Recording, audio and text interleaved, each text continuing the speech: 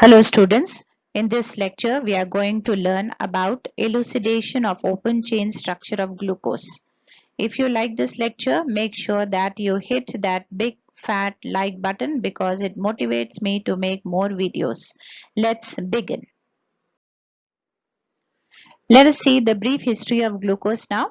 Glucose was first isolated from resins, that is dry grapes, in 1747 by the German chemist Andreas Marggraf.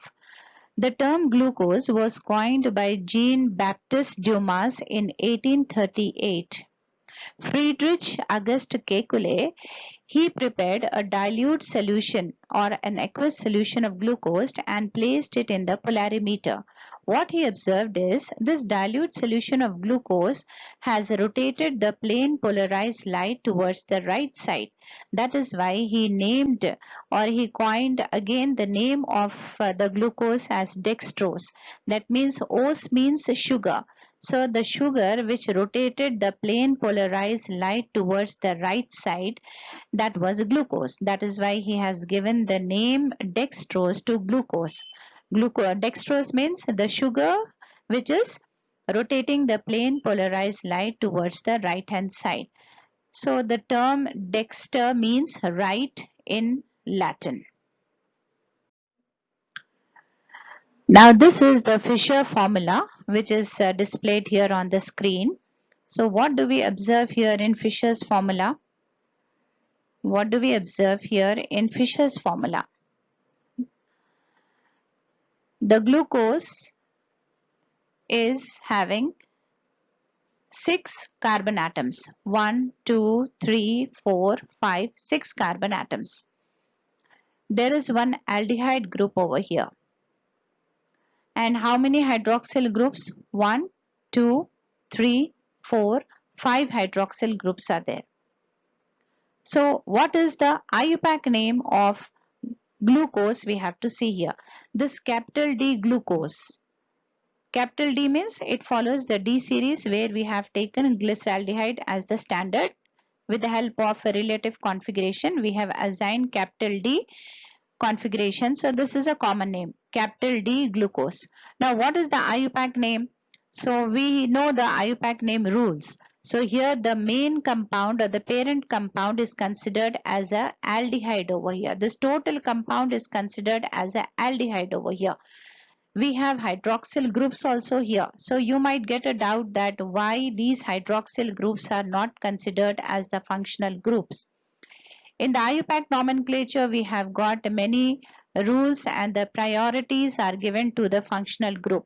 So when compared to the hydroxyl group, the aldehyde group will get the priority over here. And this will be called as the principal functional group.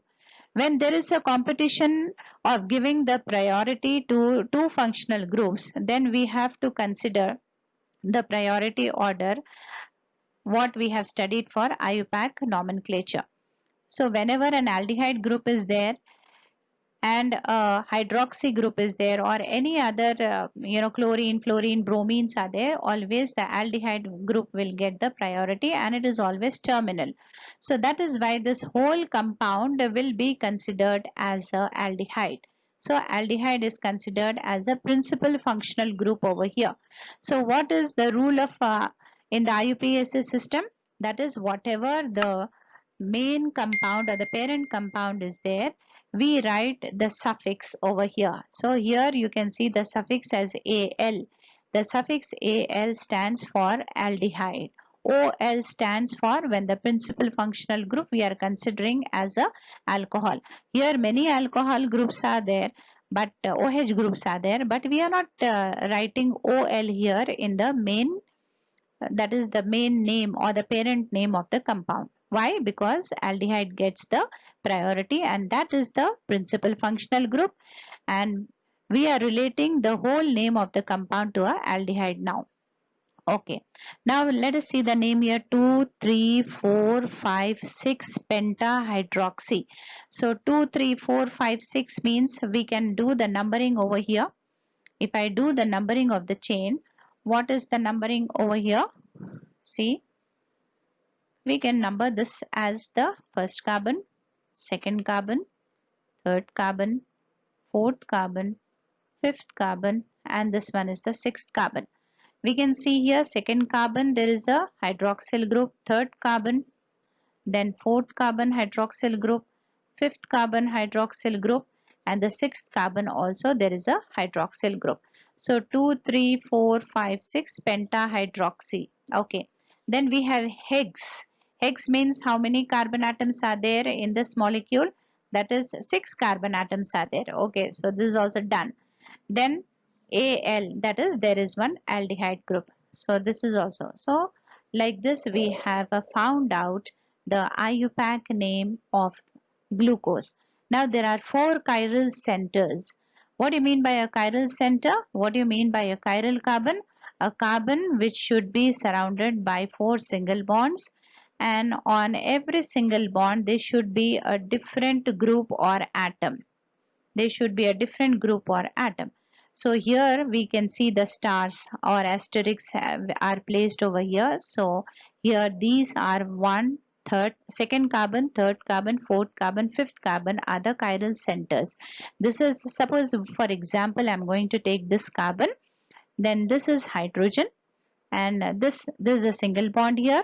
Then this CH2 group is considered over here as one separate group you can consider. Then here this OH as a separate group you can consider. Then from here complete this one will form as a separate group. So like this, for every carbon you can find out whether it is chiral or not. So what did we observe? Or in short, you can remember wherever when we are studying this chapter of carbohydrates, CHOH, wherever you are getting, you just a shortcut method, just for remembrance sake I'm saying, that part will be a chiral carbon. In the previous slide we have seen the structure, that is the Fisher's formula of glucose. Now that is what all we have observed there. We have observed one aldehyde group, 5 hydroxyl group. Out of 5 hydroxyl group, 4 were secondary hydroxyl group and 1 primary hydroxyl group, and the 6 carbon atoms are present in the straight chain. All these we have to prove one after the other with the help of chemical reactions. So, and we have seen the molecular formula C6H12O6, which we can that is determined by various other methods, what all we need for the determination of the molecular formula. Now we are going to take up and prove the presence of the 6 carbon atoms in a straight chain. Now a little bit revision of the isomerism, chain isomerism. So how many types of chain isomerisms we can get? We can get N. That is, N means it's no branching is there. Then we have iso. Iso stands. Then comes we have tertiary. So this is the chain isomerism. Then we have neo. So iso, tertiary, all these are branched. It comes under the branch. N stands for the straight chain. So that we have to observe over here. So what we have to prove here? We have to prove that the carbon atom is having this, the carbon chain is having the 6 carbon atoms without any branching. That we have to prove here. So we can take one reagent which is called as a hydrogen iodide. Hydrogen iodide is a very powerful reducing agent. Now if you write down the structure of little bit, I'll highlight and write down over here or expand the structure of glucose here. So here this is the second carbon atom, and in case of monosaccharides, do remember that at the third carbon atom, H is on the right side. This part is fixed. That is the third carbon atom. This is the third carbon atom. H is always on the right side. That is fixed for all monosaccharides. This was fourth one. Then we are writing the fifth one, and now we are writing the sixth carbon atom configuration. Now the opposite to OH will be H, opposite to OH will be H, opposite to H will be OH, and opposite to OH will be H. So the bonding is with oxygen here. So when you are writing on the left hand side, do not write O here and H here. So the bonding is with the oxygen over here. Now reduction means what? In terms of reduction we can define in so many terms. In terms of electrons we can define, in terms of hydrogen and oxygen also we can define reduction. So here we require for oxygen and hydrogen, that is removal of oxygen and addition of the hydrogens. So if you remove this oxygen from here, we have one bond over here, isn't it? So we are going to place one hydrogen over here and one hydrogen over here. So one oxygen is removed. From here simply oxygens are removed. That's it. So from here, so the addition of hydrogen is taking place only at this part, at the terminal, that is at the aldehyde group. Here only removal of the oxygen is taking place. Here no hydrogens are added over here. Only in this part where there is a double bond we are adding the. Now what are we going to get this structure? See here, this structure will become CH3, isn't it? Second carbon will become CH2. Then third carbon also will become CH2. Fourth carbon will also become CH2. Fifth carbon will also become CH2. And sixth carbon here, CH2 already there, we removed, and this one is there. So this sixth carbon will become CH3. So here what is very important to note here, the carbon skeleton is not disturbed. The carbon chain is not cleaved. Suppose in the glucose, whatever the carbon skeleton is present, the same carbon skeleton is highlighted in the product. So since the glucose is having a straight chain of 6 carbon atoms, the straight chain is retained in the product also. So what product we got? We got N-hexane as the product. Had it been a branched chain over here, so we would have got a branched alkane in the product. So this is the proof for the presence of the 6 carbon atoms in a straight chain without any branching by treatment with hydrogen iodide, which is a very powerful reducing agent. Now we are going to see the presence of a carbonyl group in glucose. So first we have to prove the presence of the carbonyl group. Later on we will see whether an aldehyde group is present or a keto group is present. That is a specific thing. So let us revise a little bit of the carbonyl compounds, the chapter. So what is the characteristic reaction of carbonyl compounds? They undergo the nucleophilic addition reaction, isn't it? So in one of those reactions we have studied the HCN addition to the carbonyl group, which gives a cyanohydrin. That means the CN-NOH is present on the same carbon atom. That is why it is called as a cyanohydrin. Okay. Now here also let us see the presence of a carbonyl group. Simply it is a nucleophilic addition reaction. Hydrogen cyanide is a very polar molecule, and here the polarity lies like this, H plus and Cn minus. And if we take a carbonyl group over here, we know that carbonyl group is also quite polar, so we'll get O minus, and here it will be a C plus. Now what is the nature or the hybridization of this carbon over here? The hybridization of this carbon is sp2 hybridized. The rest of the carbon atoms here in the chain are all sp3 hybridized. So when we say that the carbon atom is sp2 hybridized, that means this part is planar, isn't it? When this part is planar, that is the nucleophile, incoming nucleophile can attack from both the sides. It can attack from the left hand side or it can attack from the right hand side. That is the reason we are getting isomeric mixture. That is the reason we are getting the isomeric mixture of the cyanohydrins. So if you see over here, very clearly, if we write down in this way, C double bond O, and here this is the hydrogen. If I write down over here, this is the first carbon. Now the second carbon, third carbon, fourth carbon, and here and so on. Here there is no change, only the nucleophilic addition is taking place at the first carbon. So this is the first carbon. And what did we notice in the first carbon?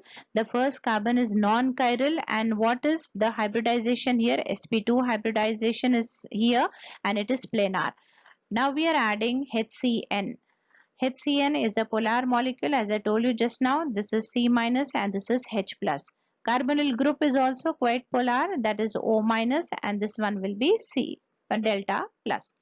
Now hydrogen will go and attack, the bond breaks, this pi bond breaks, the hydrogen will go and attack with the on the oxygen, and Cn will go and attack on the carbon. So what are we going to get over here? Now this part is, what did I tell you? This part is the planar. So we will get an isomeric product.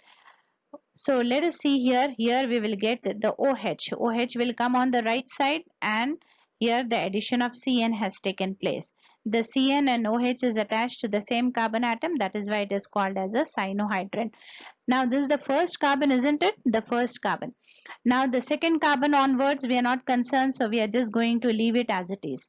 So because of this part is planar, the OH in one of the products the OH will be on the right side, and in another product the OH will be on the left side because it was planar.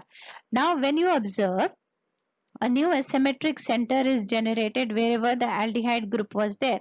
So this one, single bond, single bond, single bond and single bond. So what is a chiral carbon? A chiral carbon is one which should have a 4, that is it should be sp3 hybridized. So we can say that hybridization has changed from sp2 hybridization to sp3 hybridization.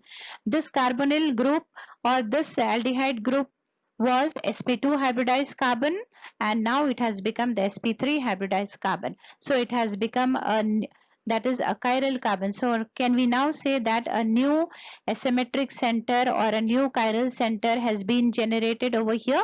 Previously in the original molecule of glucose, this part was non-chiral. Now in the products, this part has become, that is this carbon atom has become the chiral carbon. That is why, according to the rule of stereochemistry, whenever a new asymmetric center is generated in the product, always we get an isomeric product. So here the product is a cyanohydrin. So we will get an isomeric cyanohydrin. One cyanohydrin will lead towards glucose and other cyanohydrin will lead towards the mannose. So this is by default. This is the rule. We cannot say that we want to prepare only one type of cyanohydrin. No, we cannot avoid the that is the formation of the two isomeric cyanohydrins. So by the addition of HCN, we have proved that there is a carbonyl group present over here. And what is the reason why we are getting the isomeric cyanohydrins? An isomeric cyanohydrin because of the generation of a new asymmetric center or a new chiral center in the products, which is according to the rule of stereochemistry, that we will definitely by default will get a isomeric product, whatever product we are getting. We have already proved the presence of a carbonyl group in the previous slide by reaction with HCN. Now we have to find out from the carbonyl group whether it is a aldehyde group or a keto group present.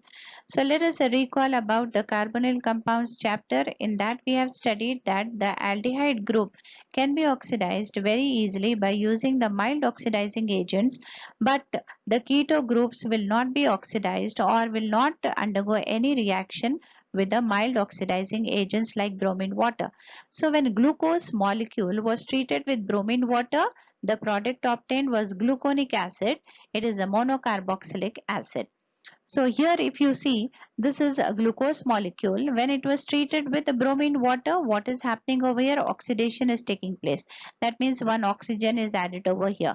So only the aldehyde part has got converted into the carboxyl group, and the rest of the part, that is right from the second carbon atom to the sixth carbon atom, there is no change at all.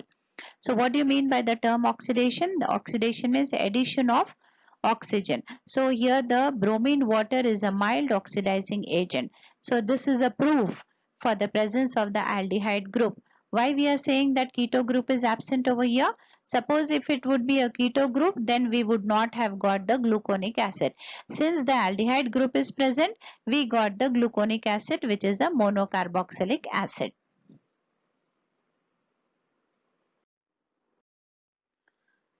Now we will take up the presence of the 5-hydroxyl group in the molecule of glucose. Glucose reacts with 5 molecules of acetic anhydride to form glucose pentaacetate or pentaacetyl glucose. Now before going for this reaction, let us see the structure of the acetic anhydride. How this acetic anhydride molecule is obtained? By removal of a water molecule from the 2 molecules of acetic acid. Okay, we can cleave the molecule from this side or from this side. So this part will be called as the acetyl group. This will be called as an acetyl group. Okay. Now if I quickly write down the structure of glucose, what will be the structure? So this is the first carbon, aldehyde group is present, second carbon is there. Then we have the third carbon, hydrogen, fourth carbon, again OH here. Then fifth carbon also OH on the right side. Then sixth carbon is a CH2OH. Then opposites will fill up quickly. Here OH is present and here H is present. So this I have written the expanded form of glucose. Now wherever a hydroxyl group is there, the hydrogen of the hydroxyl group is replaced by the acetyl group. So how many hydroxyl groups are there? We are able to see here 5 hydroxyl groups. So that is why glucose will consume only 5 molecules of acetic anhydride. Suppose if there are 4 hydroxyl groups, then it will consume 4 acetic anhydride molecules, but no, it is consuming 5 molecules of acetic acid. So see the linking over here, the bonding is with the carbon atom of the acetyl group over here. So we have to write correct over here with the bonding and all. Now the bonding, that is, this is the oxygen, then we can put a bond or we can put just a dot, then the carbon will get attached over here, then a double bond O, we are not writing here double bond O, then we have the CH3 over here. Okay, now here on the opposite side we have the hydrogen. So second carbon atom, as we have seen that the first carbon atom, because there is no hydroxyl group is there, it is not disturbed. Second carbon atom is over. Now the third carbon atom, here OH is on the left hand side, O we are writing, then the bonding I told you with the carbon, then O goes at the back, then we will get CH3. So it is becoming little clumsy, but doesn't matter. Now we have the fourth carbon atom here, oxygen is there, CO, then CH3 we are writing. Opposite will be H. Then comes the fifth carbon atom, oxygen is there, then CO and CH3. Then the sixth carbon atom also we can write down. Here CH2 is there, then oxygen. Then we have to write bonding with carbon, oxygen, and this will be CH3. Dot is nothing but a bond. So how many acetyl groups? How many acetyl groups we have replaced? 1, 2, 3, 4 and 5 acetyl groups we have replaced. This is the second one, this is the third one, this is the fourth one, and this is the fifth one, acetyl group. Because 5 hydroxyl groups are there, 5 acetyl groups are replaced with the hydrogen of the hydroxyl group. As a result, wherever the hydrogens which are eliminated out, the protons which are eliminated out, so here this part here it will get attached over here. So like this we will get 5 molecules of acetic acid also. 5 molecules of acetic acid. So here in the reaction we can see 5 molecules of acetic acid, 1 molecule of penta-acetyl glucose. This is only 1 molecule. These are the 5 molecules of acetic anhydride, and here this is only 1 molecule of glucose. Okay, so this we have to remember. So by consuming 5 molecules of acetic anhydride, we have proved that there are 5 hydroxyl groups present in the molecule of glucose. We have seen the presence of the 5 total number of hydroxyl groups present were how many? That is the 5 OH groups were present. But out of 5 OH groups, here we can see that is this one, second carbon, then third carbon, then fourth carbon OH and fifth carbon OH. These are the secondary alcoholic groups. So generally how do we write a primary alcohol group, that is CH2OH, we write as a primary alcohol group. How do we represent? Then a secondary alcohol group we represent as CHOH. Then tertiary alcohol group we simply represent by O, COH, like this. So here you can see very clearly these are the carbon atoms over here. CHOH means a secondary OH group. Now here how many secondary OH groups are there? That is 4 secondary OH groups are present. Okay, 4 CHOH groups are present. How many are there here? CHOH groups 4 are present. Then here this one, you can see this one is the primary alcoholic group. This is the primary alcohol group. So let us prove the presence of the primary alcohol group. So in the chapter of carboxylic acid, we have seen that, as well as here this is the combination of 2 chapters. We are going to take the property of the aldehyde group as well as the this primary alcohol group.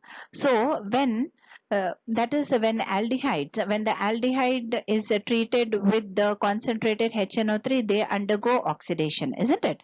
And when the primary alcoholic group is treated with HNO3, that converts into the carboxyl group.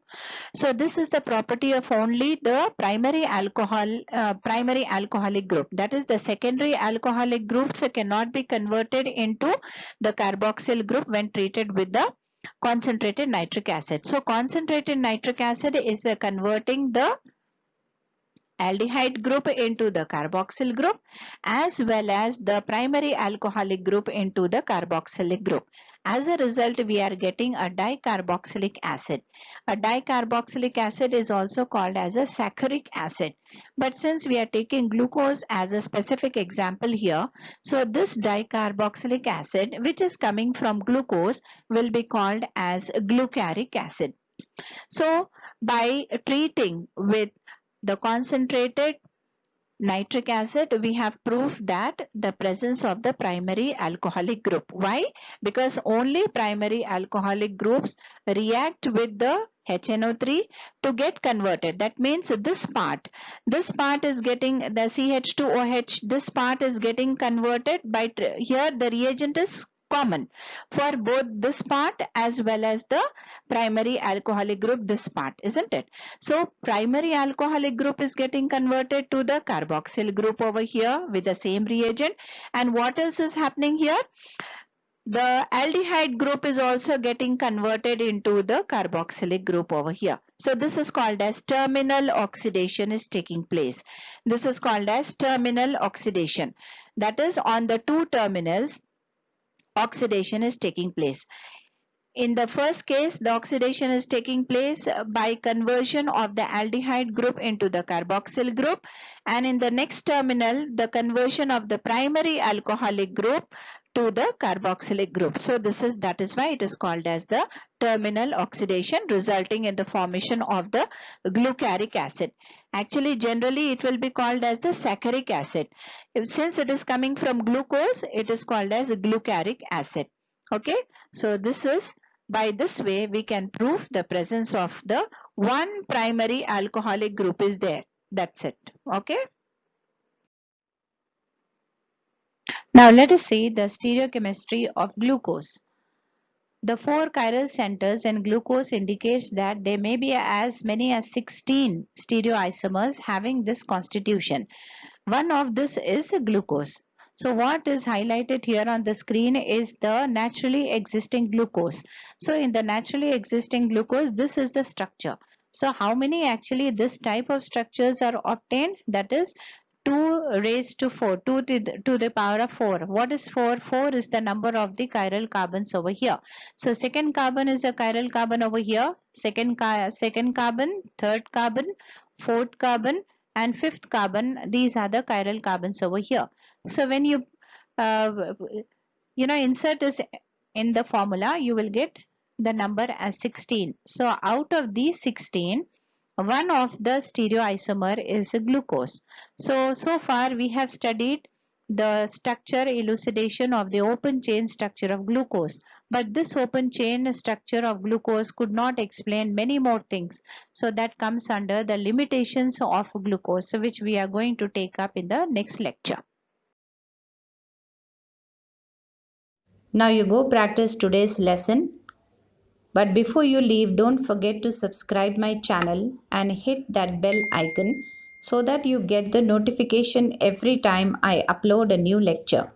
See you again in the next video.